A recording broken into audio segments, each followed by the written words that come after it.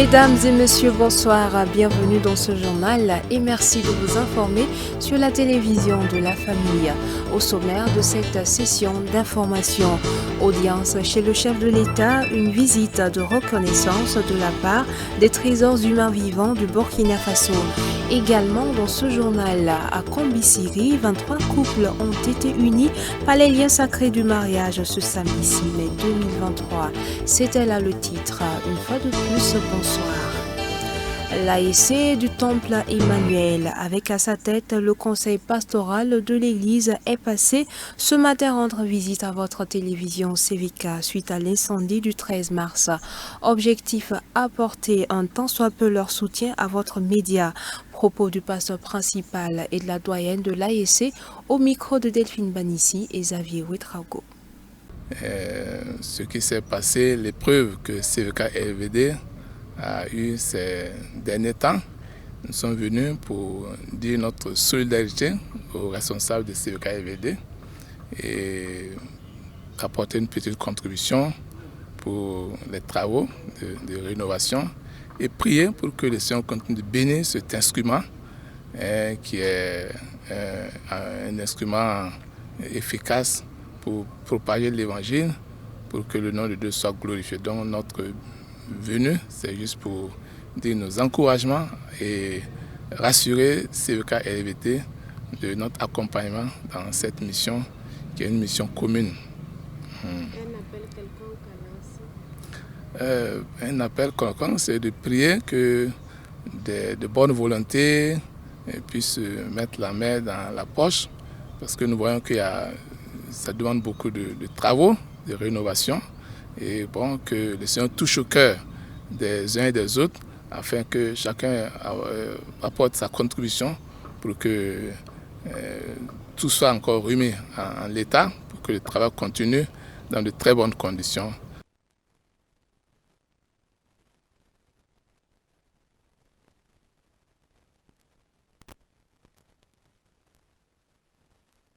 Nous, c'est premièrement un message de remerciement parce que CVK est venu couvrir notre événement lors de la journée de l'ASC. Nous avons eu à visiter les personnes déplacées internes qu'on appelle communément PDI et CVK est venu nous aider et nous venons dire merci. Et en même temps, nous accompagnons l'Église pour dire que nous sommes d'un même corps et d'un même cœur pour demander au Seigneur de bénir CVK pour l'œuvre qu'il lui a confiée.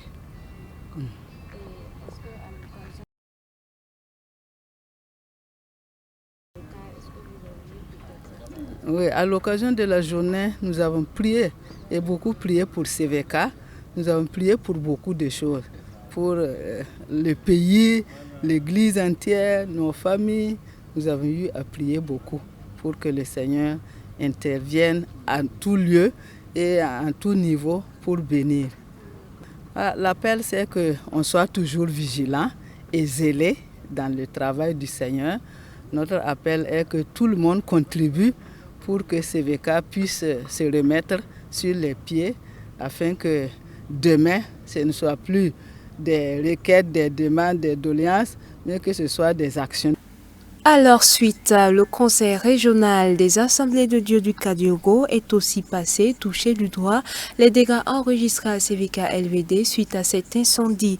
Le président au micro de Delphine Banissi et Xavier Ouetrago.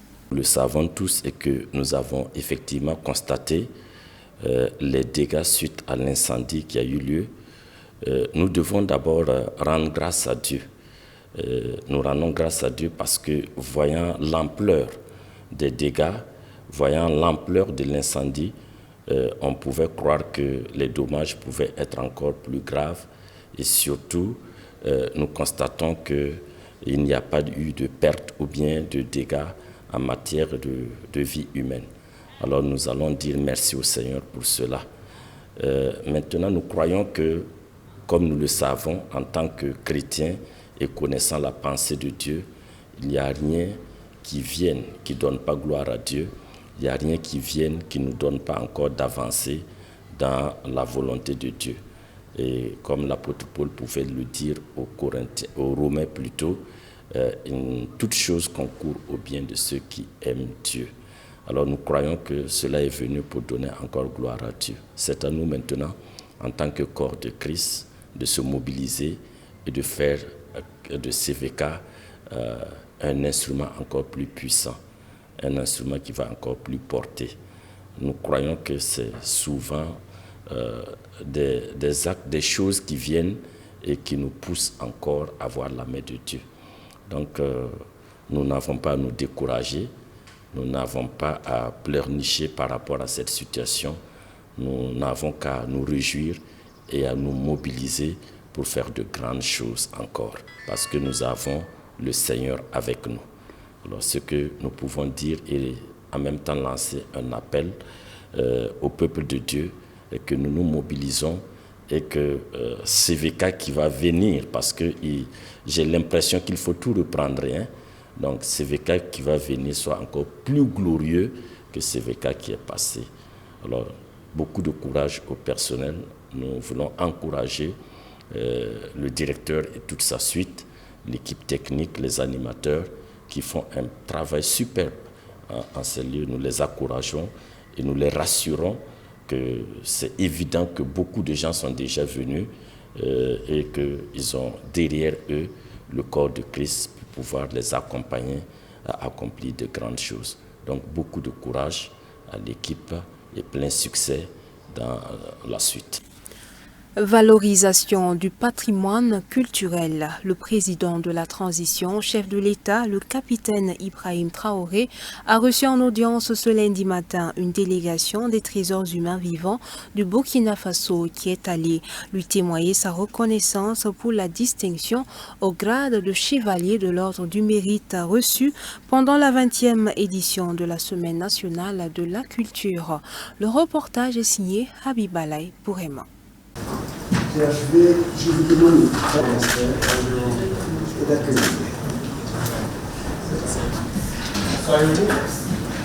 Institué depuis 2013, les trésors humains vivants du Burkina Faso ont formé une délégation qui est allée rencontrer le chef de l'État burkinabé ce 8 mai pour le remercier pour la distinction au grade de chevalier de l'Ordre du Mérite auquel ils ont été élevés en tant que personnes détentrices de savoir et de savoir-faire authentique dans le domaine de la culture lors de la 20e édition de la Semaine nationale de la culture.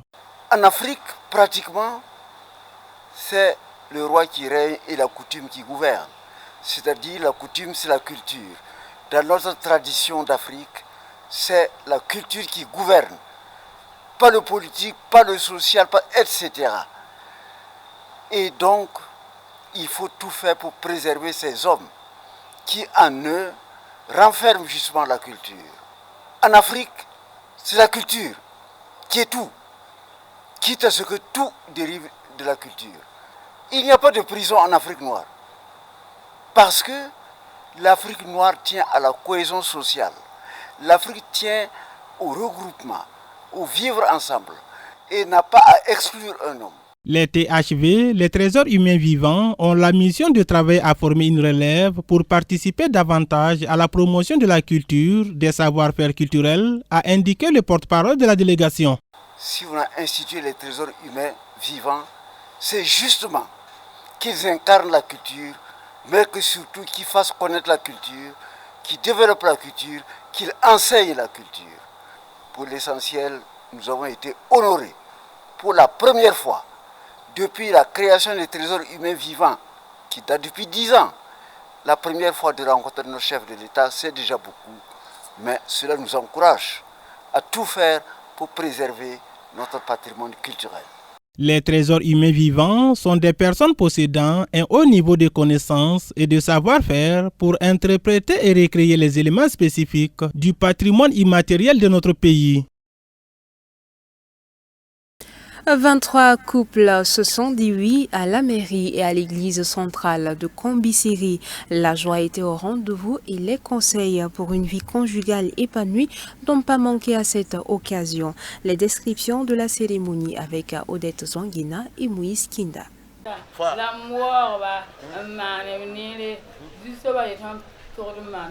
À partir de ces instants, ces couples sont désormais unis pour le meilleur et pour le pire.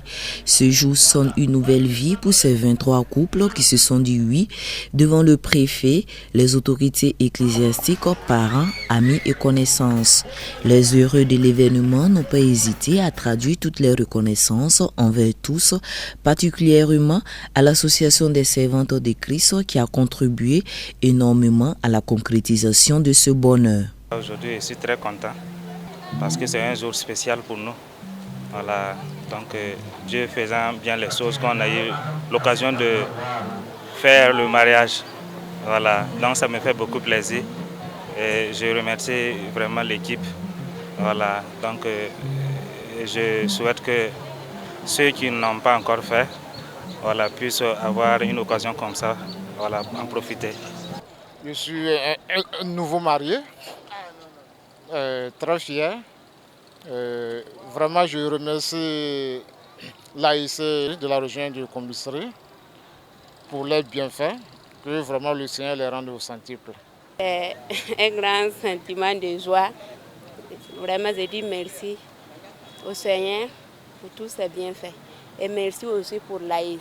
Effectivement, ce mariage collectif a été possible grâce à l'engagement de l'AIC régionale de Combisserie qui n'a ménagé aucun effort pour régulariser les situations matrimoniales.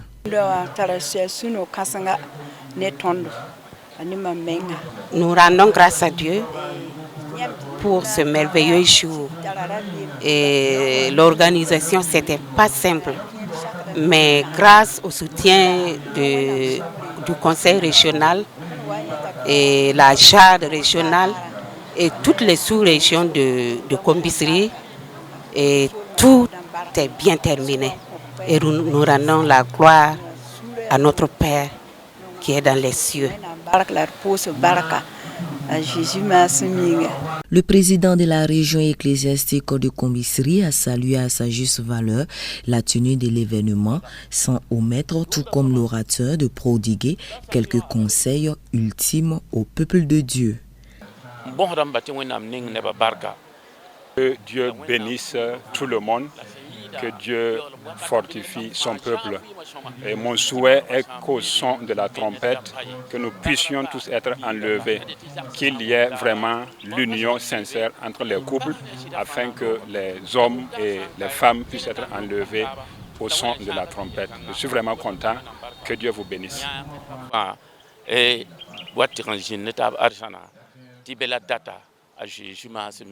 Après cette grand titre d'amour-là, il y a la compréhension. Alors la compréhension, c'est quoi? La Bible a posé la question dans Proverbe 31, 10, qui peut trouver une femme vertueuse? Il n'y en a pas. Il n'y a pas un homme vertueux, il n'y a pas une femme vertueuse. C'est la compréhension. Il faut comprendre que la femme n'est pas une angéline, l'homme n'est pas aussi un ange. Il faut les comprendre. Et après cela, après l'amour et la compréhension, nous descendons au pardon. Il faut pardonner. Il faut pardonner. Et pardonner, ça ne veut pas dire que j'ai raison. Non, non, non. Pour l'affaire de Dieu, c'est le contraire. C'est celui-là qui a raison, celui-là qu'on a brimé, qui accorde le pardon et bénit également. Et en fin de compte, il y a le respect. Cette concrétisation de cette valeur sociale réjouit fort le préfet, par ailleurs président de la délégation spéciale de la commune de Combisserie, qui n'a pas manqué de lancer cette invite. Cette cérémonie, en tout cas, c'est pour moi un sentiment de satisfaction. Voilà, pour qu'en tout cas les gens aient l'initiative de venir en groupe célébrer leur mariage, se conformer en tout cas à la loi. Santé qui nous réjouit. Surtout le choix de notre commune également, ça nous, voilà, c'est vraiment un événement marquant. Voilà. Je vais inviter en tout cas les autres également à emboîter le pas.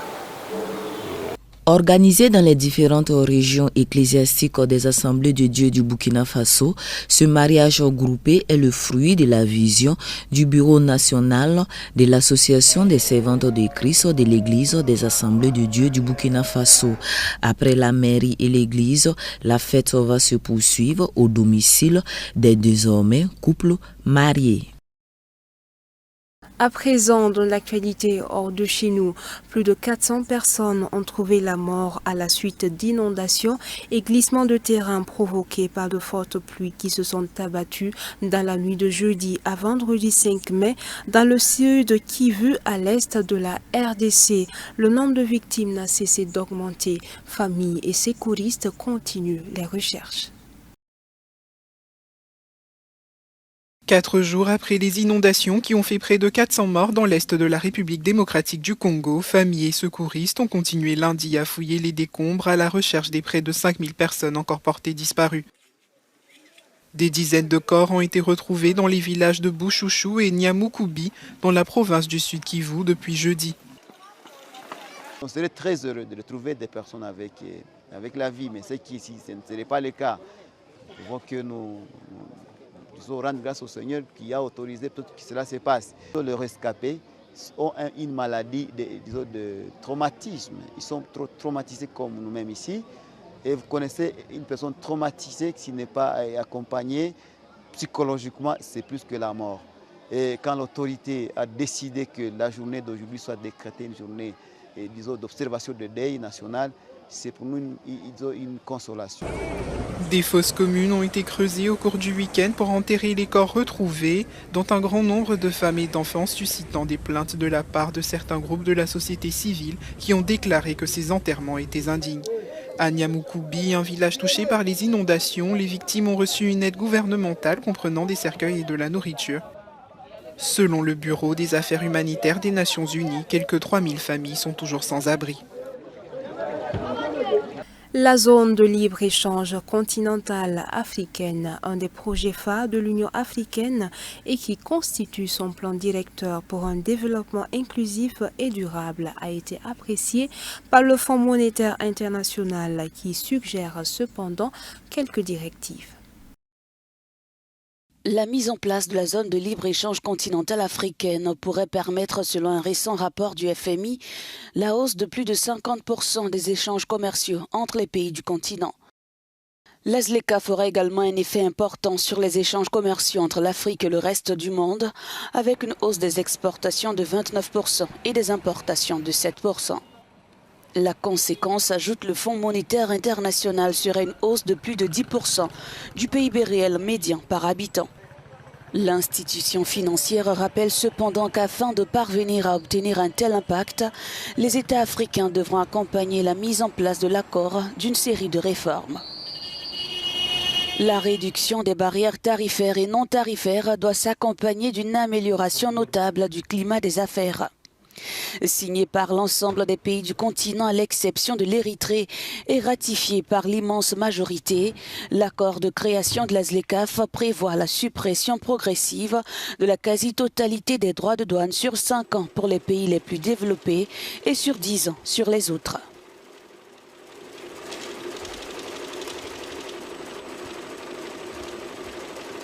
Pendant ce temps, le Zimbabwe lance une monnaie numérique adossée à l'or. Producteur d'or, le Zimbabwe introduit une monnaie numérique adossée au cours de ce métal. Le lancement vise à stabiliser le système financier du pays ravagé par l'hyperinflation. Le Zimbabwe a introduit ce lundi une monnaie numérique adossée au cours de l'or. Avec cette nouvelle crypto-monnaie, la Banque centrale espère protéger les citoyens des fluctuations monétaires. L'émission et l'utilisation des jetons a été divisée en 2 phases. Au cours de la première étape, les jetons adossés à l'or seront émis à des fins d'investissement et pourront être vendus par l'intermédiaire des banques. Dans la seconde, ces derniers seront détenus dans des portefeuilles ou des cartes numériques et disponibles pour des transactions de pair à pair et de personne à entreprise, selon un communiqué de la Banque centrale. L'introduction d'une monnaie numérique adossée à l'or intervient après l'annonce en août 2022 par l'institution de son projet de lancement d'une monnaie numérique de banque centrale au Zimbabwe, comme c'est déjà le cas au Nigeria. Et voilà, mesdames et messieurs, qui referme cette session d'information. Merci de votre constante fidélité. Excellente suite de programme sur la télévision.